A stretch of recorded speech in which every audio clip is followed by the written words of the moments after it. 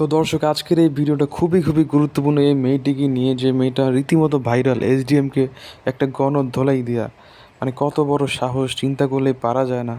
10টা পোলাও যে পরিমাণ মানে গণধোলাই দিতে পারলো না, তত পরিমাণ পিড়াইলো। এ মাইয়ার দেখুন এসডিএমের কী অবস্থা করলো, মানে মাথা মোথা ফাড়া, মানে চান্দি বার করে দিছে।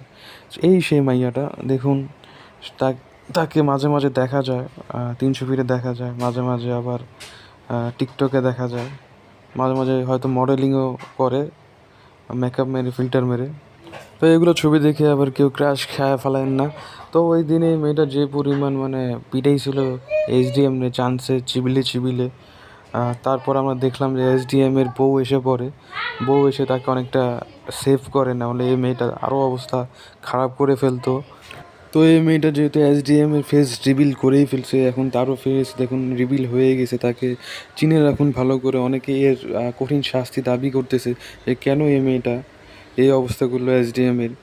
তো সব কিছু তো হলো, এখন এসডিএম এই ঘটনার পর যে কথা বললো তা একটু শুনি। তো সে লিখেছে, গতকালের ঘটনাস্থলে যারা ছিল সবাই আমার পরিচিত ছিল, ছোট ভাইগুলো এবং মেয়েটা।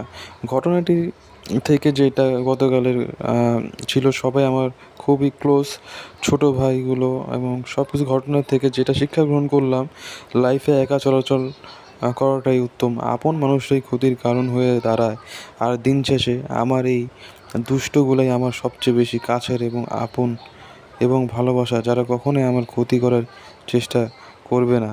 মানে তার কুকুরগুলোকে বলছে, যেগুলো সে মাঝে মাঝে খাবার খাওয়ায়। এই দুষ্টগুলোই আমার সাথে ছিল, এখনও আছে, সারা জীবন থাকবে। কিছু কিছু মানুষ আছে, কুকুর উত্তম। তো দর্শক, ভিডিওটা এই পর্যন্ত। ভিডিওটি ভালো লাগলে অবশ্যই একটি লাইক করবেন আর চ্যানেলটি সাবস্ক্রাইব করে সাথে থাকবেন। সবাইকে ধন্যবাদ।